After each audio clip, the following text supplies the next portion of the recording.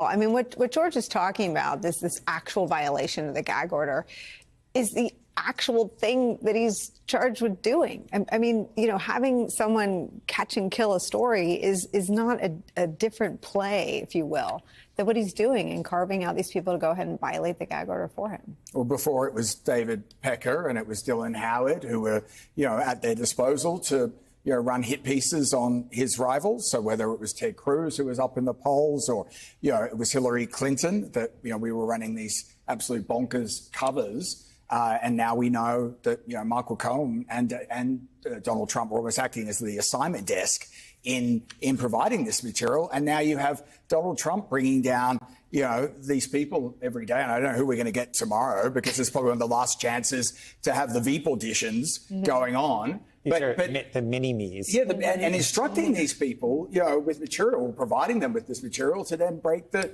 gag order. So it's almost a mirror of what was going on in 2016, what he's up here, you know, being prosecuted for.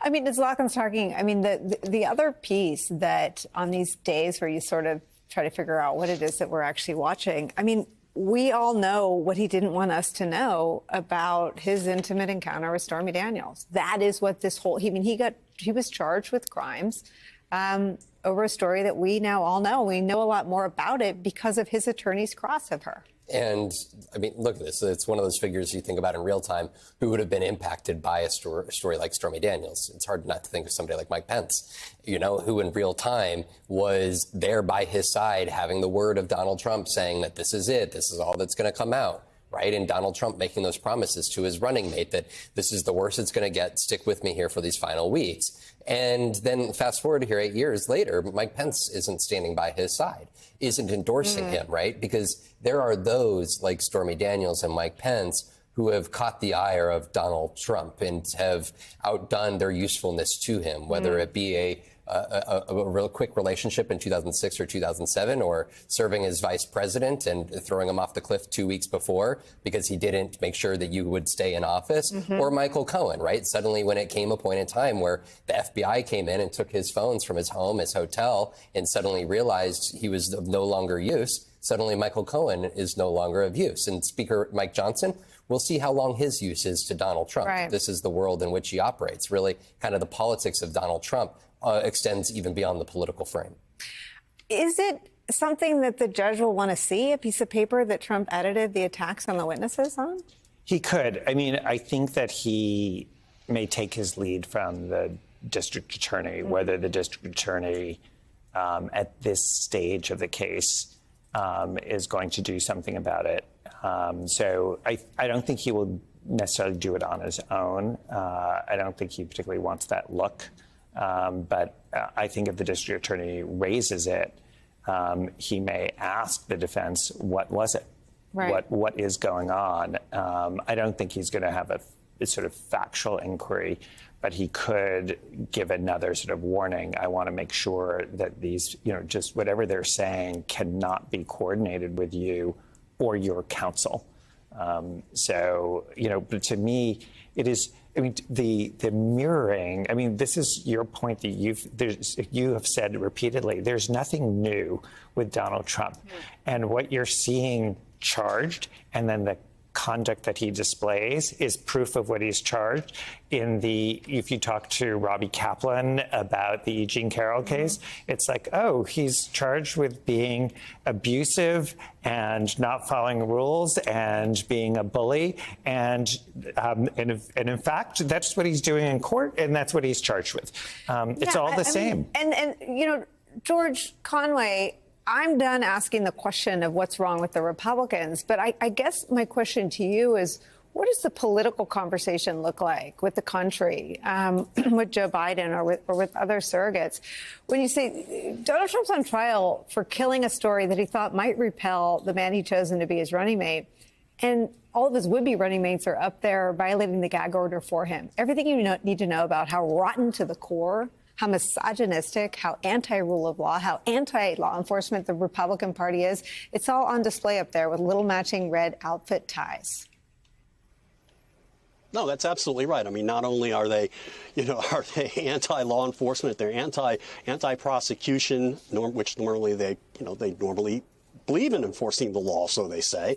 And, you know, you have Speaker Johnson there, who I remember reading about how he and his son were accountability partners for themselves, which that's what they call themselves, to monitor each other's porn usage. And here is Speaker Johnson defending a man who had a fling with a porn star and then paid her off to cover it up and was unsuccessful. I mean, it's just absolutely crazy. And I think the reason why they can do this and the reason why they do this is because the Republicans are increasing, they're narrowcasting to a very small segment of the population that actually does not follow this in any way other than to hear propaganda about how this is a witch hunt and everybody's lying and Stormy's lying and it never happened, and they don't actually follow along with the trial. They don't actually read newspapers. They just turn on, you know, Laura Ingraham or whoever is just talking about, you know, spouting out lies on the other network. And so they can do that and they can get away with that. The problem is it looks increasingly bizarre to the people in the middle. Yeah, I mean, here's what, I'm not going to play it, but here's what Mike Johnson had to say. Many of the press have asked, why did you go there?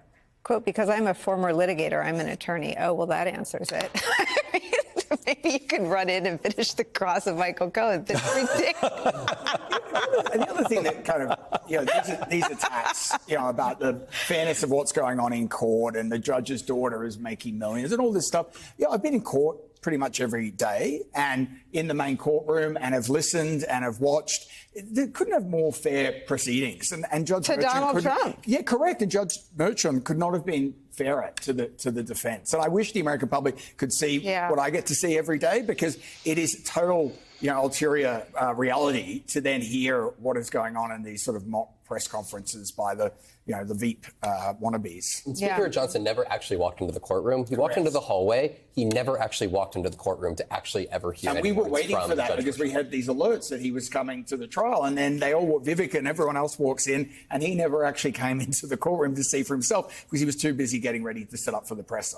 Well, so I'll give him the last word. He said, you know what's critical to maintain, to keep a republic is that you have to have those people. We're self-governing. The people have to believe that we have equal justice under law.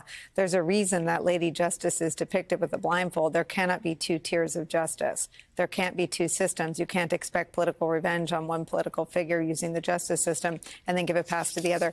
Donald Trump literally put on paper a plan to have two tiers of justice. He's before the Supreme Court arguing for complete immunity. That's the platform that you're behind, Speaker Johnson.